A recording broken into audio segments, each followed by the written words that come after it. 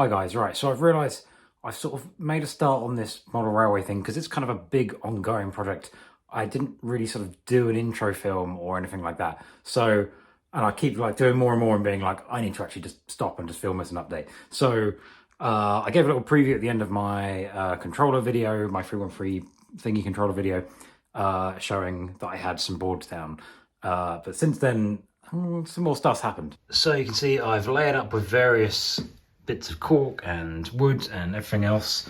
Gets thicker going along here, because the heights between all the different sort of layers, you've got your IKEA units, you've got the bridge, you've got the just general, I don't know what you call that, boardy bit, the pegboards, the shelf along the windowsill. It kind of all required bringing it all together, so I've had to do all different sort of heights and stuff like that, and then I sort of corked it over. Had a bit of trouble with the height transition, going from here to the lift out section, which is here. In fact, tell me what, I'll show you how that works. Okay, so the lift out section is stacked against the wall. I've got a couple of Allen keys holding it against the wall. Lift it out, pop it in, and it just slots in like that. And then use the Allen keys to just fully locate it. There we go. And then that is ready to go. So the plan is to obviously have some rails all going along here. That will then, I'll trim, and hopefully using the Allen key system, it'll all kind of, well, yeah, line up. There won't be derailments, but you know, I'm allowing for the fact that this is the first time I've done anything like this, so there probably will be some teething troubles, but I'll see what happens with that. And then also I'll run a connector from one section to the other so that we've actually got some power on this section, so we don't have to get a massive run up to get across. Okay, so this corner section is the one that I had to, or I'm having not really trouble with, but it's gonna be the hardest bit. So initially I was like, oh, nice big area, no problem at all. But what I actually want here is quite a few different tracks, as it were. So you can see my vague note how many attempts there were at this. So basically, going into this section, I've started the incline on the back here, and a decline begins back here. I wanted to incorporate this, which is a model that my dad made. I think he told me it was in like 1986 or 87, so older than me. And it was always meant as a static model. It's from a pre-existing railway cottage from, I think it's near Groombridge, which is, it's gone now, the cottage. So the bit of track as well he laid on there, it's never been meant to have actual trains running on it. Like I say, literally just a sort of little static display piece, but I wanted to incorporate it into it because this thing's been floating around for years. So I've got the incline that comes up from here and raises up, so there's going to be a line that goes through here and then joins on here. There's also going to be a line which is going to be quite tight, I think, but the purpose of this back line is going to be for the Flying Scotsman, which I've painted with glow-in-the-dark paint. So there's going to be like a ghost train, and I want to have a sort of LED lined tunnel around here. I'm not sure if there's going to be room, but I will do my absolute best to do that. And then those two will join here. So that's kind of one line, because there's going to be two supplied loops, as it were. So you can have two trains at once, one going one way, one the other, you know, whatever. And then this way, we've got a sort of loop that comes around here, another one that goes up and around there, and then a siding, hopefully, there. So this is going to be where my GoldenEye train sits when I've built that, and this is going to be a sort of recreation of the GoldenEye depot. You see it very briefly in the film. It's just a kind of a little bit of industrially whatever, but then over here there'll be a bridge, maybe sort of, you know, like an end, you know, an old viaduct that's had the end cut off because there's not really much room to bring that down here. And then it's going to be a little diorama sort of going back here of the tank from GoldenEye and like some squish cars and stuff like that. That's the plan for that bit there. And then a sort of general military rail yard sort of type thing here. And then, yeah, so it will end up at 3 tracks going into the lift out section. And then they'll go down to another one here. And that way I can have sort of 2 main lines, and if I want I can park the GoldenEye train in the siding and then have an option of like 3 different trains and the glow-in-the-dark Flying Scotsman. Yes, what a phrase. So yeah, this bit is the most difficult bit because of these inclines and declines, because of this fitting in sort of a curve here. But I'm going to give it a go. You know, it might be a bit where you've got to be a bit slower along there. So I've already sort of cut out little sections here so I can attach track clips here, and I've run a bit of rail, and as in I just run a wagon across, and it does seem to not derail currently. So yeah, we shall see. I've bought some more balsa wood to finish the lifted bits, raised bits along here, and that will come down to here. Just been to the big model shop in Ford in Sussex, where I went many times as a child with my dad, and never thought I'd actually be buying anything myself, but here we are. And so I've bought some nice long express points for various bits around here. So yeah, that's kind of the update so far. Like I say, I kind of feel I just got started and then didn't stop. Oh, also, this spaceship from Independence Day, in scale with this, by the way, is been placed here because the other day I came out here and was doing something else, and I thought, oh, I'll just put on the little train going around, that'd be nice and relaxing. This went off, completely forgot the section here wasn't in, so I need some sort of definite signal so I don't just send trains flying off the edge into oblivion. So yeah, little things that I'm learning as I'm going. Okay, ignore some of the track work, but we've got our nice incline bits that then very gradually decline to completely flat. I want it to be flat at the join points, flat and straight, so there's like way less to go wrong at these points, because obviously this is the highest potential for stuff going wrong. I've just got out some flexi track, and bear in mind I've never done anything like this in my life, so I've never laid a single piece of just any track at all. So I started trying to play around with this flexi track, and then went straight to YouTube and watched some tutorials because I was like, I have no idea what I'm doing. But it seems that you're meant to sort of have an anchor point already. So I was hoping to kind of put everything together, see if trains ran, and then nail everything down.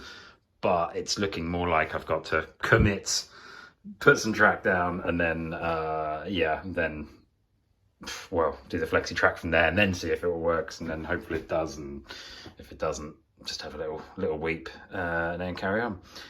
So yeah, that's the plan. I'm just kind of currently working out where is a good place to start. I feel like this corner is way too complicated, so I might just do some more basic stuff over here, or maybe even on this bit, because at least there's a lot of room to work with here. There's probably not going to be any scenery or anything here, so I can just sort of have free wheel just as long as free things go around the corner.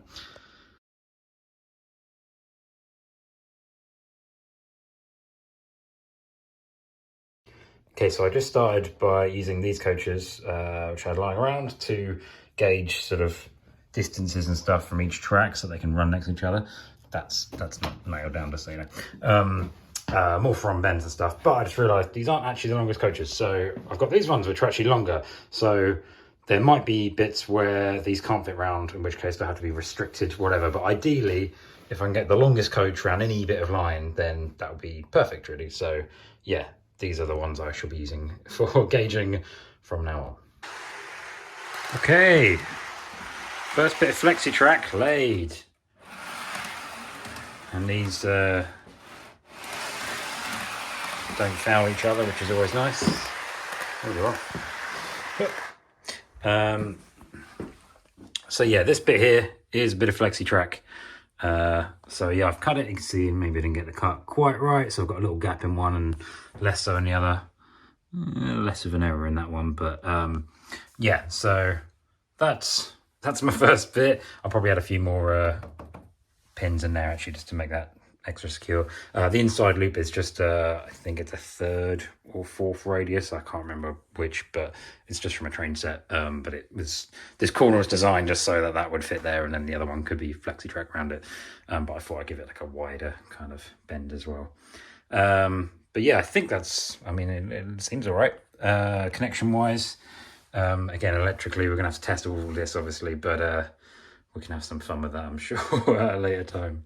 Okay, right, I'm off to a pub quiz in a bit, so I'll have to do the rest tomorrow, but I think that's very doable. So we've got all of this section is now done, attached.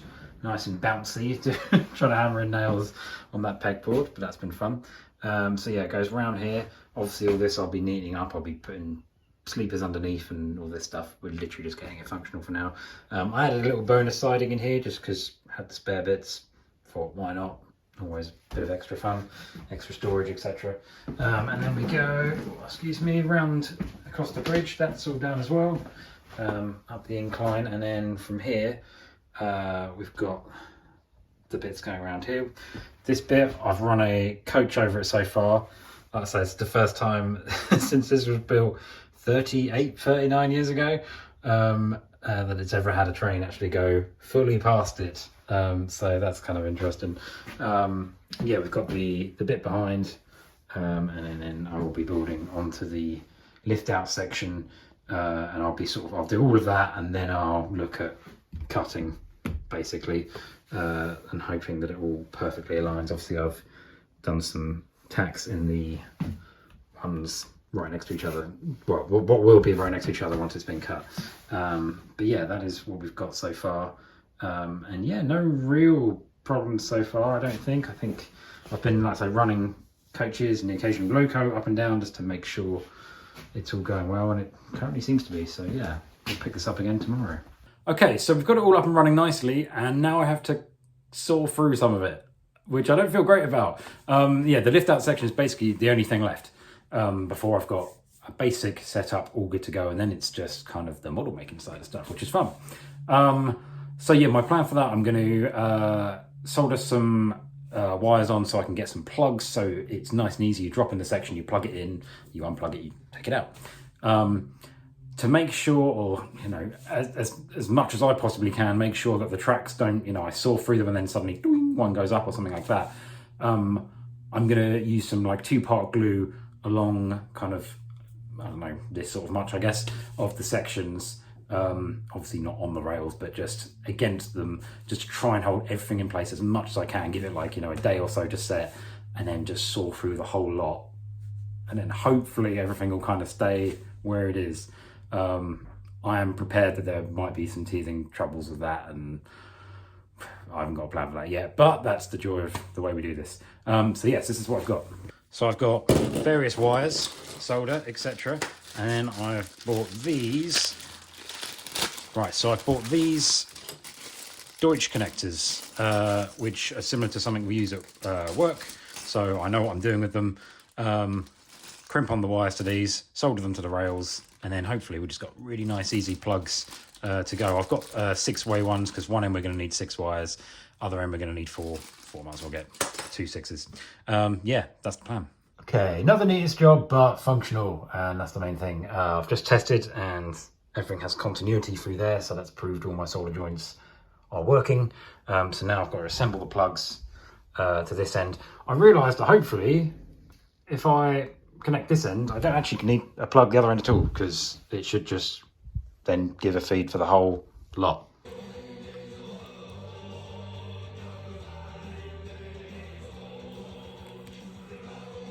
Cool, now we have it. There's our plug set all done, so we can just plug that in there, nice and secure, unplug. Obviously, I can't really test it yet until we cut the rails, but first, we glue. Okay, both sections now gluing. It looks a bit of a state, but in all honesty, I'd rather it looked a bit of a state but worked than didn't, and I can always, you know, neaten some of this stuff up afterwards if need be. So yeah, gonna wait now for a day or so, wait for it all to cure, and then the chop.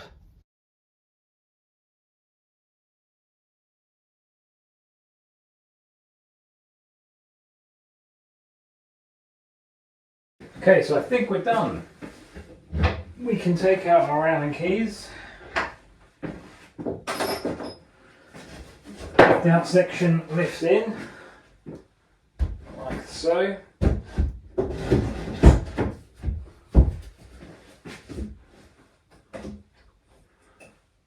We can plug it in. Our Allen keys slot in just to finally locate it, although it sits pretty well anyway, to be honest. I've also added an additional Allen key over here to hold this bit down, because this was kind of popping up a bit as well. But if you look, yeah, there's a slight discrepancy there, but ultimately it should be okay. I've been running a few tests and things seem to go across more right. I had to rub down the rails a little bit for the bit of extra glue that got on there. But ultimately, I think we're good to go. The one flaw I've noticed is that because the power comes from this end, it goes all the way along here. And then once you switch for these points here, these sidings don't actually work.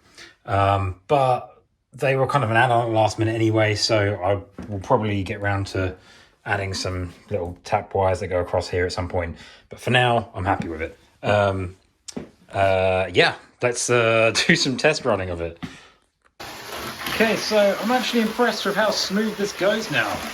Like, this is a fair pace going around all these corners, and the thing is just flying along. Even though with some of the difficult joints, just absolutely flies. Really happy with this.